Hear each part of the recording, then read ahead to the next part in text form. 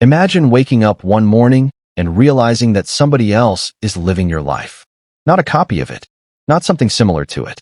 Your actual life, your job, your home, your man, your name in every conversation, all of it, worn by someone else like a costume they stole from your closet while you were sleeping.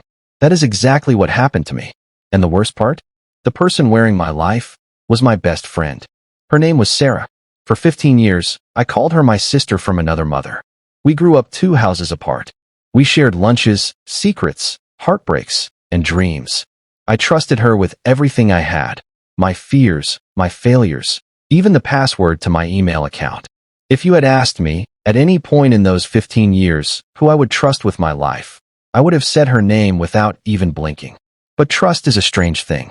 It grows quietly, for years, without you noticing. And then one day, it is used against you.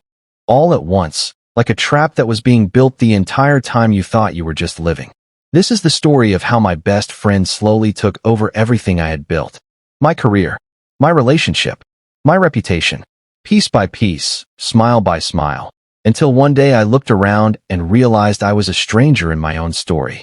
If you had told me, back when we were teenagers sharing secrets under blankets during sleepovers, that one day she would sit in my chair, hold my future in her hands, and smile at me while doing it, I would have laughed at you.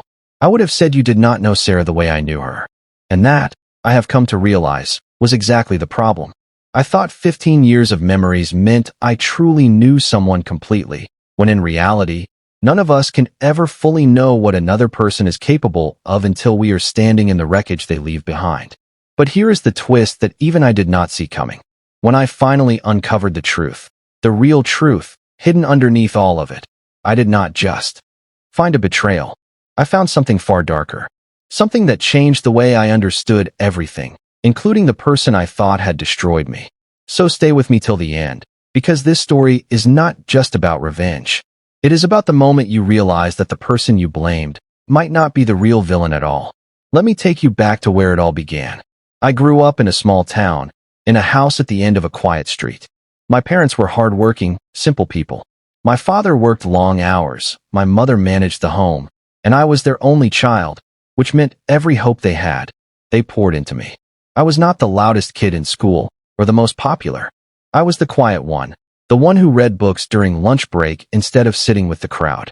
That is, until Sarah moved into the house across the street. She arrived like a burst of color into a gray photograph. Loud, funny, confident in a way I never was. On her very first day at our school, she walked straight up to my lunch table, sat down without asking, and said, "You look like someone who actually has interesting things to say. Everyone else here is boring." I remember laughing for the first time in weeks. From that day, we were inseparable. She dragged me out of my shell. I helped her with her studies, since she was more interested in talking than studying. We built a friendship that felt unbreakable, the kind you see in movies, the kind people write songs about. But looking back now, with everything I know today, I realized something I did not see back then. Sarah did not just want to be my friend. She wanted to be near everything that I had. And slowly, without me ever noticing, near was not enough for her anymore. She wanted to become me. For the next several years, our friendship only grew stronger. We went to the same college.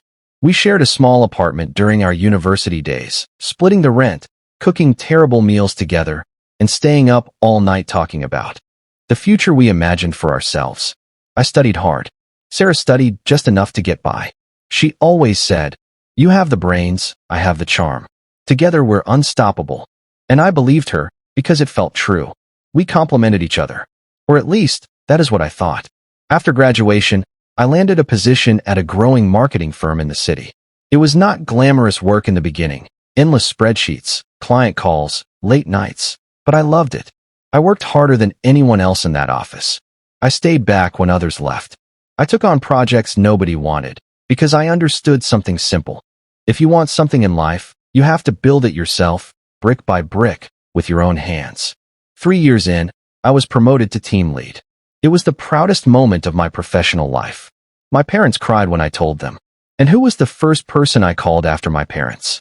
Sarah, of course. She screamed with excitement over the phone.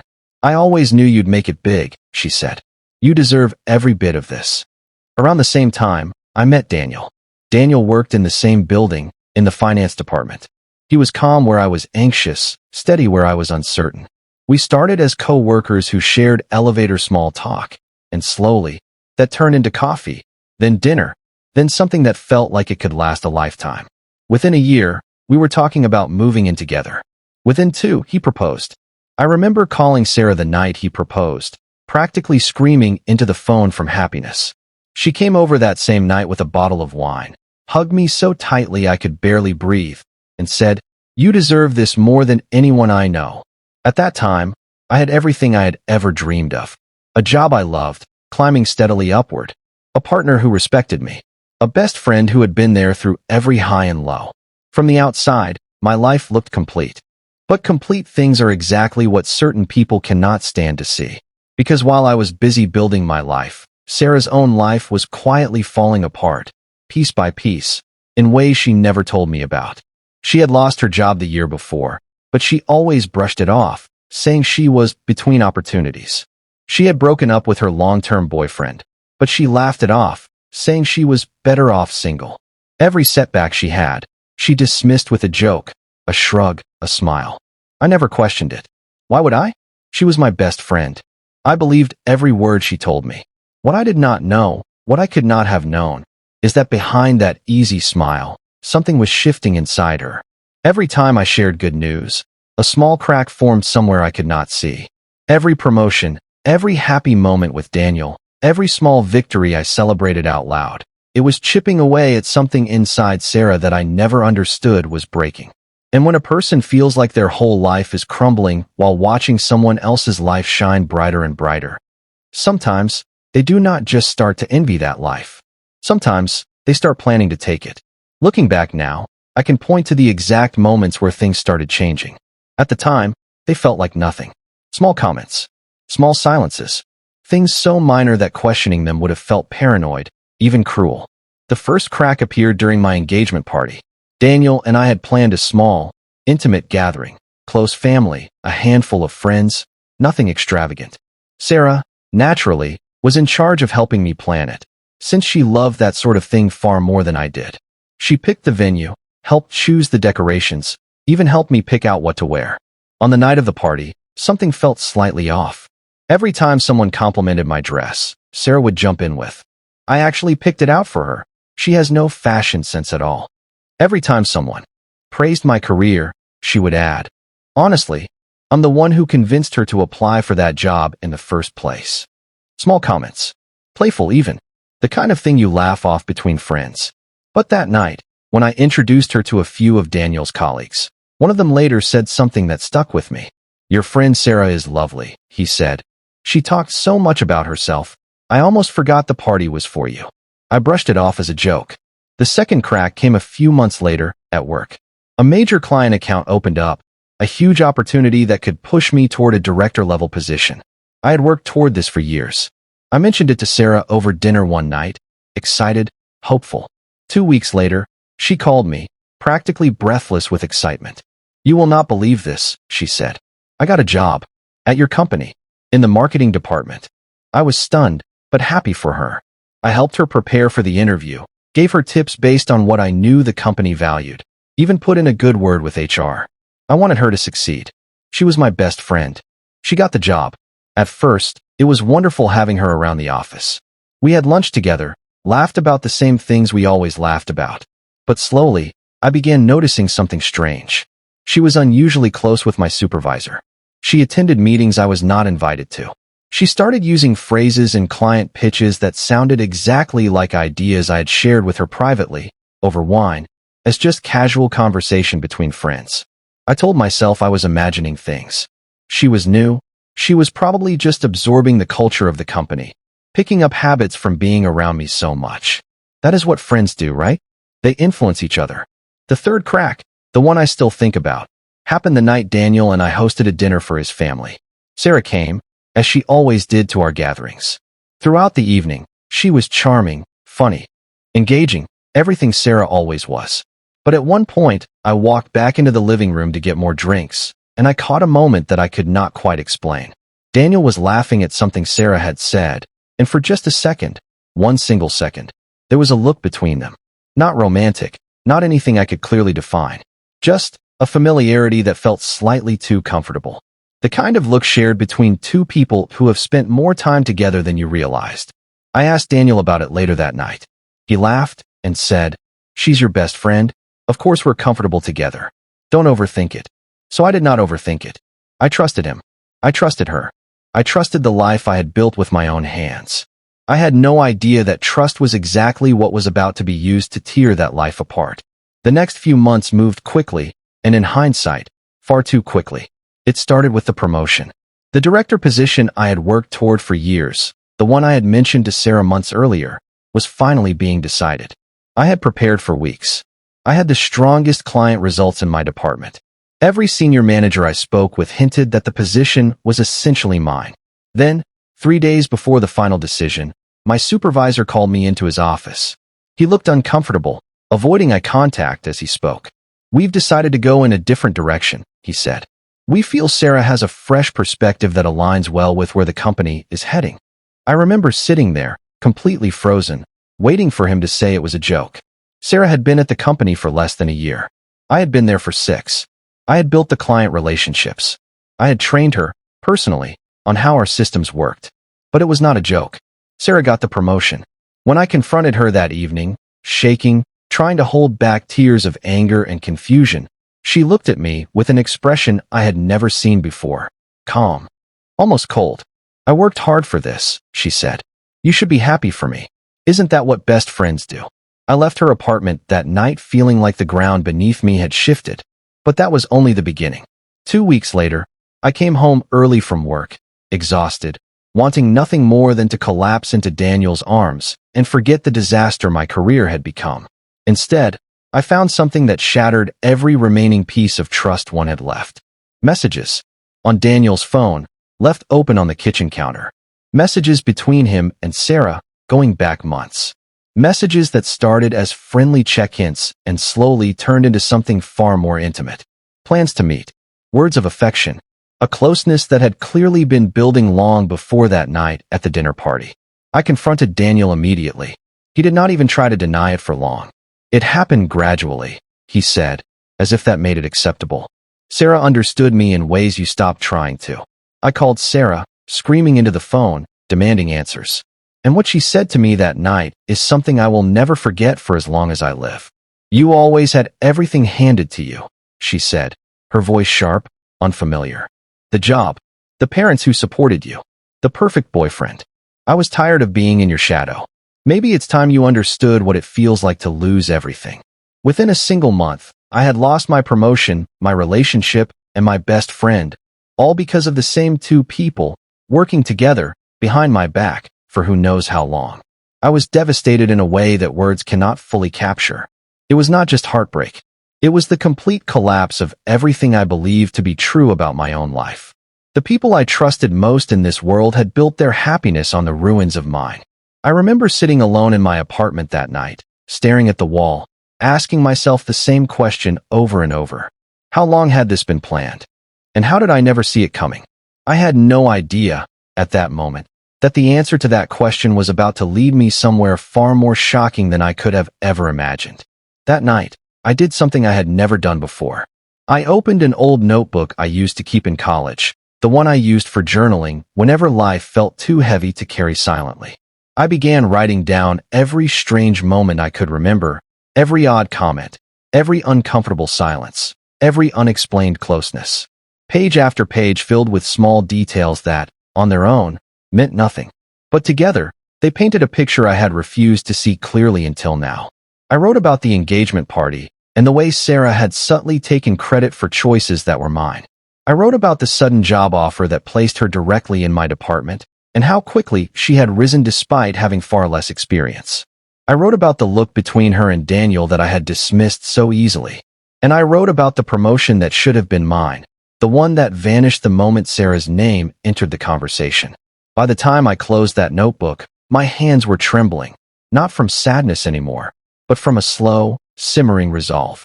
I was done being the person things happened to. I was ready to become the person who understood exactly what had happened and why. The weeks that followed were, without question, the darkest period of my life. I moved out of the apartment I had shared with Daniel into a small, empty studio across town. I stopped going to the office more than I had to, avoiding the department where Sarah now sat in the position that should have been mine. I stopped answering calls from mutual friends, because every conversation eventually circled back to questions I did not have the strength to answer. My mother called every day, worried, gently trying to coax me out of the silence I had wrapped myself in. My father, a man of few words, simply told me one thing that stayed with me. Pain like this does not last forever, he said. But how you respond to it, that stays with you for the rest of your life. I did not know what he meant at the time. I was too consumed by anger, by grief, by the feeling of having been fooled by the two people I trusted most. Late one night, unable to sleep, I found myself scrolling through old photographs. Sarah and me as teenagers, Sarah and me at graduation, Sarah at my engagement party smiling beside Daniel. I stared at those photos for hours, searching for some sign, some hint of the betrayal that was clearly forming even then. But all I saw was a friendship that had once felt real. That is when the anger inside me shifted into something else. Something quieter, but far more dangerous. I decided I was not going to simply disappear into heartbreak. I was not going to let them walk away with everything while I crumbled in silence. If they had built their happiness on lies, I was going to find out exactly how deep those lies went. So I started paying attention. Really paying attention. I reached out to a former colleague, someone who had left the company a year earlier on good terms, someone I trusted. Over coffee, hesitant at first, she told me something that made my blood run cold. Sarah didn't get that promotion because of merit, she said quietly. There were conversations happening, behind closed doors, long before the announcement. I asked her what she meant. She hesitated, then finally said the words that changed everything. Sarah wasn't working alone. I sat there, stunned, waiting for her to explain. There's someone else involved, she continued. Someone much closer to you than you think. Someone who has been pulling strings long before Sarah ever got involved. My mind raced through every possibility. A rival at work? A jealous relative? Someone from my past I had wronged without realizing? She would not tell me more that day. She said she needed time, that she was scared of the consequences of speaking up. But she promised me one thing before we parted ways. When you're ready to know the whole truth, she said, come find me. But I warn you, it's going to change everything you think you know about this entire situation. I walked home that night in a daze, replaying her words over and over. Someone else was involved. Someone closer to me than I could imagine. I had spent weeks believing that Sarah and Daniel alone had destroyed my life. I had no idea that the Real story was so much bigger and so much more painful than I could have ever prepared myself for.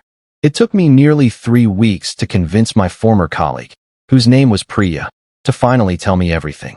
We met at a quiet cafe far from our old office, somewhere no one from work would recognize us. Priya looked nervous the entire time, glancing toward the door every few minutes, as if she expected someone to walk in and stop her from speaking. I need you to promise me something first, she said. Whatever I tell you, you cannot let anyone know it came from me. I promised. She took a deep breath and began. Do you remember Michael? From the finance department? He left the company around the same time Sarah joined. I nodded slowly. I barely remembered him. A quiet, forgettable man who kept mostly to himself during meetings. Michael used to date Sarah, Priya said. Years ago, before you even knew her. It ended badly. He always blamed you for it, somehow. I was confused. Blamed me? I never even knew they dated. Priya continued. Michael later became close with your supervisor. Very close. Close enough that when the director position opened up, he made sure certain conversations happened. Certain doubts were planted about your performance. Certain recommendations were made in Sarah's favor. My head was spinning. Why would he do that? What does he have against me? Priya hesitated before answering. Because Michael is Daniel's cousin. The room around me seemed to blur. Daniel's cousin. I repeated slowly, trying to make sense of the words. Michael introduced Daniel to Sarah, years before you and Daniel ever started dating, Priya explained. They've all known each other far longer than you realized. When Daniel started dating you, Michael saw an opportunity. He always believed Sarah and Daniel belonged together. He just needed the right moment to bring them close again. I sat in stunned silence as the pieces began forming a picture far more twisted than I had imagined. The promotion, Priya continued, wasn't just about Sarah wanting your position. Michael orchestrated it. He wanted to isolate you, professionally and personally, to make room for Sarah and Daniel to grow closer without you around to notice. I thought back to every strange interaction, every uncomfortable silence, every unexplained closeness between Daniel and Sarah. It had never been a simple case of betrayal between two people who fell for each other over time. It had been engineered. Why are you telling me this now? I asked, my voice trembling. Priya looked down at her hands. Because Michael did the same thing to me, in a different way, years ago. He destroyed a friendship I valued, just to benefit himself. I stayed silent then. I regret it every day. I didn't want to stay silent again.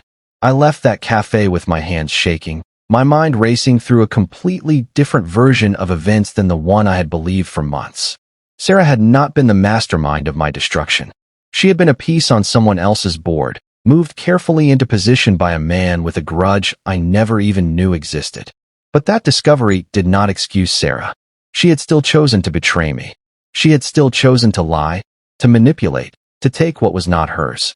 Whether she was pushed toward it or not, the choice had ultimately been hers to make. I walked home that night through streets I had walked 1,000 times before, but everything looked different. The coffee shop where Sarah and I used to sit for hours, laughing about nothing. The park bench where she once cried on my shoulder after her breakup, the same breakup, I now realized. That had been the first quiet spark of everything that followed. Every memory I passed felt like it belonged to a version of my life I no longer fully recognized. I thought about calling Sarah right then and there, screaming every truth I had just learned into the phone. But something in me held back. I had spent months reacting, to the promotion, to the messages on Daniel's phone, to every painful discovery along the way. Reacting had only left me exhausted and broken. If I wanted something different this time, I needed to respond, not react. I needed a plan, not just anger. So instead of picking up the phone that night, I sat down at my kitchen table with a cup of tea slowly going cold beside me, and I began writing out everything Priya had told me, word for word, as clearly as I could remember it. I needed to hold on to the truth exactly as it was, before grief or anger had the chance to distort it. Now I understood the full picture. And now, finally, I understood exactly who needed to face the consequences. I did not want to rush into anything reckless. I had learned enough by now to understand that careless anger only leads to more damage. If I wanted justice, real justice, I needed to be patient, precise, and smart. I spent the next several weeks quietly gathering evidence. I reached out to 2 more former employees who had left under strange circumstances, both of whom confirmed pieces of what Priya had told me. I learned that Michael had a pattern, manipulating situations behind the scenes to benefit people he favored, while destroying the reputations of those who stood in his way. I also learned something else, something that gave me the final piece I needed. Michael had been quietly siphoning client accounts towards Sarah's name, misrepresenting work that other employees, including myself, had originally done. This was not just personal manipulation anymore. This was professional fraud, the kind that could destroy careers and violate serious company policy. I began collecting documentation, emails, internal records, timestamps that proved certain projects had been falsely credited. I worked carefully, methodically, making sure every piece of evidence I gathered could stand completely on its own, without needing anyone's testimony to back it up. At the same time, I reached out, carefully, cautiously, to Sarah. I did not call her in anger. I did not want a screaming match that would lead nowhere. I asked her to meet me, calmly, at a neutral location. She was hesitant at first, clearly expecting confrontation. But when we finally sat down together, I told her everything Priya had shared with me. I watched her face change as I spoke. The confidence she had carried since her promotion slowly crumbled into something else, shock, and then, unmistakably, shame. I didn't know all of that, she said quietly. Michael told me he was helping me because he believed in my abilities. I didn't realize how much of it was calculated. I did not fully forgive her in that moment. Forgiveness is not something that happens instantly, no matter how much clarity arrives. But I did see, for the first time in months, a flicker of the friend I used to know. Someone who had been manipulated into a situation she did not fully understand, rather than someone who had planned every step of my downfall from the very beginning. I still made my own choices, Sarah admitted. I could have said no. I could have told you what was happening. I chose comfort over loyalty, and I will have to live with that. It was not a full redemption. It did not erase what had happened. But it was honesty, finally, after months of silence and manipulation. Together, cautiously, and with clear boundaries between us, we decided to bring everything into the light. Not through anger, not through public embarrassment, but through the truth, presented calmly and completely to the people who needed to see it. I contacted the company's compliance department directly, presenting the evidence I had gathered. I made sure every document was verified, every claim was backed by proof, leaving absolutely no room for denial or manipulation. Sarah, to her credit, came forward as well, providing her own account of how Michael had guided her decisions, how he had encouraged her to distance herself from me, how he had shaped much of what had happened without ever fully revealing his motives. The plan was simple. Expose the truth, let the facts speak for themselves, and allow the consequences to fall exactly where they belonged. There was one more piece I needed before I felt ready to move forward. I asked Priya and two other former employees who had quietly agreed to speak with me whether they would be willing to put their accounts in writing if the situation ever required it. It was a difficult ask. Fear still lingered in their voices whenever Michael's name came up, a lingering worry that speaking against someone so deeply connected within the company could cost them their own careers, even years later. But one by one, they agreed. Not because I pressured them, but because each of them, in their own way, had been waiting for a chance to finally say what they had been too afraid to say before. Priya put it simply. Silence protects the people who don't deserve protecting, she told me. I'm done being silent. With their statements gathered alongside the documentation I had collected, and with Sarah's own honest account added to the pile, I finally felt something I had not felt in months. Not anger, not grief, just a quiet, steady confidence that the truth, presented clearly and without exaggeration, would be strong enough to stand entirely on its own. What happened next unfolded faster than I ever expected. The company launched an internal investigation within days of receiving the evidence. I remember sitting in the waiting area outside the compliance office, my hands trembling, as months of pain finally moved toward a resolution I had fought hard to create. The investigation revealed exactly what Priya had described. Michael had manipulated internal recommendations, misrepresented performance reports, and used his influence to secure the promotion for Sarah under false pretenses. Worse, records showed he had redirected client credit and misrepresented completed work on multiple occasions over the years, harming several other employees who had never spoken up out of fear. Within 2 weeks, Michael was removed from his position entirely. The company also acknowledged that the original promotion process had been compromised, and after a formal review, I was offered the director position that should have been mine from the very beginning. I remember sitting in my supervisor's office as he apologized, visibly embarrassed by how easily the entire situation had been manipulated without their knowledge. We should have looked deeper, he admitted. I am sorry it took this long to see the truth clearly. I did not respond right away.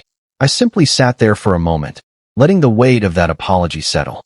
Months earlier, I would have wanted him to grovel, to feel every bit of the humiliation I had carried through those long, sleepless nights. But sitting there in that office, all I felt was a strange, quiet exhaustion, the kind that comes after finally putting down something heavy you have carried for far too long. Looking deeper would have helped, I told him honestly. But I'm not here for apologies anymore. I'm here because the truth deserved to be told, whether it changed anything for me or not. He nodded slowly, and for the first time since I had walked into that building months earlier, I felt like I was being seen clearly, not as the employee who had quietly lost her promotion, but as the person who had refused to let a lie define the rest of her story. As for Daniel, when the full picture became public within our shared circles, when people understood how deeply Michael had orchestrated the situation to push him and Sarah together, Daniel's own reputation suffered significantly. Friends who once respected him began distancing themselves, uncomfortable with how easily he had allowed himself to be maneuvered into betraying someone who had trusted him completely. I will not pretend that watching all of this unfold gave me instant peace. Justice, even when it arrives, does not erase pain instantly. But there was something deeply important about finally seeing the truth acknowledged, openly, by the people who mattered. Sarah's position was more complicated. The company ultimately allowed her to keep her job, but at a lower position, Given that the investigation confirmed she had, at times, unknowingly benefited from manipulation, she did not fully orchestrate herself. It was not a perfect resolution. It was not a clean, simple ending where villains are punished completely and victims are rewarded without complication. Real life rarely offers that kind of clarity. But it was honest. And after everything I had been through, honesty was worth more to me than revenge ever could have been. The most surprising moment came several weeks later, when Sarah asked to meet me one final time. She looked different, quieter, more reflective than the confident, carefree friend I had known for 15 years. "I know I don't deserve your forgiveness," she said. "I let jealousy and manipulation convince me that taking your life apart would somehow fix mine. It didn't. It only made things worse." I did not offer her instant forgiveness that day, but I did offer her something else. The space to rebuild trust slowly, honestly, over time, if she was willing to put in the effort it required. "Trust isn't something you get back all at once," I told her. "It's something you earn back, one honest choice at a time." She nodded, understanding completely. We sat in silence for a while after that, the kind of silence that no longer felt uncomfortable, simply honest. Before she left, she turned back to me one last time. "Do you think we'll ever be what we used to be?" she asked quietly. I thought about it carefully before answering, because I did not want to offer her false comfort, and I did not want to close a door that honestly deserved a chance to stay open, even slightly. "I don't think we'll ever be exactly what we were," I told her. That version of us existed before either of us knew what the other was capable of, for better and for worse. But maybe what we build instead can be something more honest. Something that doesn't rely on either of us pretending to be perfect. She smiled, a small, tired, genuine smile, the first real one I had seen from her in months. "I think I'd like that," she said, "if you're willing to try." I did not promise her anything that day beyond the simple willingness to see where honesty, given enough time, might lead us. Some friendships end permanently after a betrayal like this, and that is a valid, healthy outcome too. But for us, in that particular moment, a small, cautious door remained open, and I chose not to slam it shut out of spite. In the months that followed, my life slowly began to feel like mine again. I stepped into the director role with a clarity and confidence I had never felt before, knowing exactly what had been taken from me and exactly how hard I had fought to reclaim it. Gave every decision I made a new sense of purpose. I led my team not with resentment, but with the understanding that hard work and honesty matter more than shortcuts and manipulation ever could. I also began focusing on myself in ways I had neglected during the relationship with Daniel.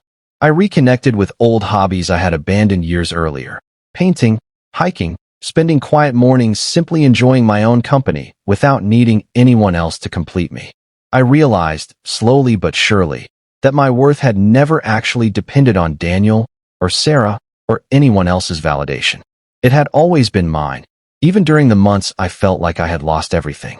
As for Sarah, our friendship did not return to what it once was, and honestly, I do not think it ever could, or even should. But over time, small moments of honesty began rebuilding something new between us. Not the unshakable, blind trust we once shared, but something more careful, more mature. A friendship built on the understanding that people can make terrible mistakes and still work to become better than those mistakes. She eventually left the company entirely, choosing to start fresh somewhere new, away from the reminders of what had happened. Before she left, she sent me a message that I still think about often.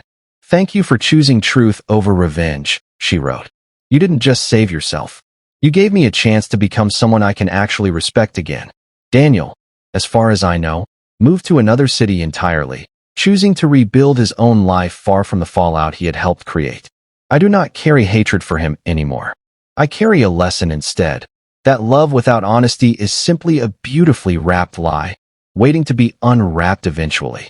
As for Michael, the man whose bitterness and manipulation had set this entire chain of events into motion, he never fully vanished from my thoughts.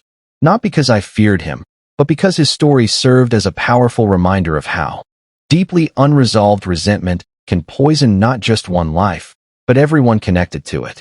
Looking back now, I understand something I could not have grasped in the middle of all that pain. Betrayal rarely comes from a single villain acting alone. It usually grows from a web of unspoken jealousy, unresolved hurt, and silence that allows manipulation to take root. Sarah was not purely evil. Daniel was not purely weak. Michael was not purely a monster. They were simply people who made choices, some manipulated, some manipulative.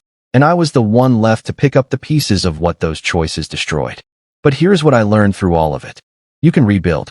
No matter how completely your life feels stolen from you, no matter how deeply someone you trusted has betrayed you, you always have the power to reclaim your story. Not through anger, not through cruelty, but through truth, patience, and quiet, unstoppable determination. There were nights, even after everything had settled, when the old doubts crept back in. Nights where I would lie awake wondering if I had been too harsh or not harsh enough. Nights where I questioned whether extending Sarah even the smallest amount of grace made me foolish, given everything that had happened. Healing, I learned, is rarely a straight line. It moves forward, then doubles back on itself, then moves forward again, and that is simply how it works. Anyone who tells you grief and recovery follow a neat, predictable pattern has likely never lived through something that shattered their sense of the world as completely as this did mine. What helped me most, in the end, was not forgetting what happened, but refusing to let it become the only story I told about myself. Yes, I was the woman whose best friend and partner betrayed her. But I was also the woman who rebuilt her career from the ashes of that betrayal, who earned the position she deserved through patience rather than manipulation, who chose truth over cruelty even. Simply how it works. Anyone who tells you grief and recovery follow a neat, predictable pattern has likely never lived through something that shattered their sense of the world as completely as this did mine, when cruelty would have been so much easier to reach for. If there is one thing I want you to take away from everything I have shared, it is this. Trust is not something you should ever hand out carelessly, even to those closest to you. Not because everyone will betray you. Most people, thankfully, never will. But because trust, real trust, should be built on transparency, not blind assumption. I trusted Sarah completely, without ever truly questioning the small cracks that appeared along the way. Had I paid closer attention earlier, perhaps I could have protected myself from some of the pain that followed. But even more importantly, this story taught me that revenge, in its purest, angriest form, rarely brings the peace we imagine it will. What actually brought me peace was not punishing the people who hurt me. It was uncovering the truth, standing firmly within that truth, and allowing consequences to unfold naturally, based on facts rather than fury. I also learned that people who hurt us are rarely one-dimensional villains. Sarah made devastating choices, but she was also manipulated by someone exploiting old wounds she carried long before I ever knew her. That does not excuse her actions. But it does remind us that understanding the full picture often changes how we choose to respond to betrayal. And finally, I learned this, the most important lesson of all. No matter how much someone takes from you, no matter how completely they seem to steal your job, your relationship, your reputation, or your sense of identity, they can never truly take your ability to rebuild, your strength, your integrity, and your capacity to create a meaningful life again. Those things remain entirely yours, untouched, no matter what anyone else tries to steal. If you are going through something similar right now, if someone you trusted has betrayed you in ways that feel impossible to recover from, I want you to hear this clearly. Your story is not over. The chapter someone else tried to steal from you does not define the rest of the book. You still hold the pen. You still decide what happens next. There is one more thing I want to leave you with before this story ends. Somewhere out there, someone is reading or listening or watching this right now, quietly recognizing pieces of their own life reflected in mine. Maybe it is not a best friend and a partner. Maybe it is a sibling, a coworker, a relative you trusted completely, someone who used your openness against you in ways you are still trying to understand. If that is you, I want you to know this.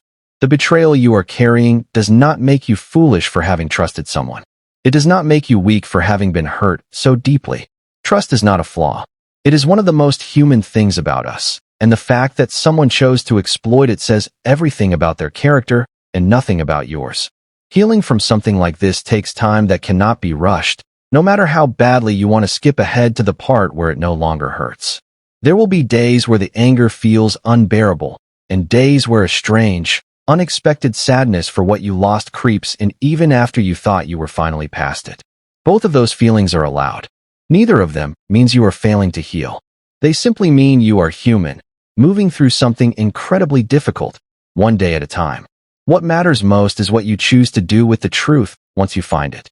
You can let it turn you bitter, closing yourself off from ever trusting anyone again. Or you can let it teach you, sharpening your instincts without hardening your heart completely.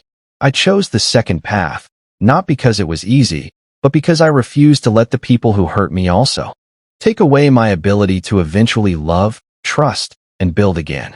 Thank you for staying with me through this story. If it moved you, if it reminded you of your own strength, share it with someone who might need to hear it today. And remember, the truth may take time to surface, but it almost always finds its way into the light.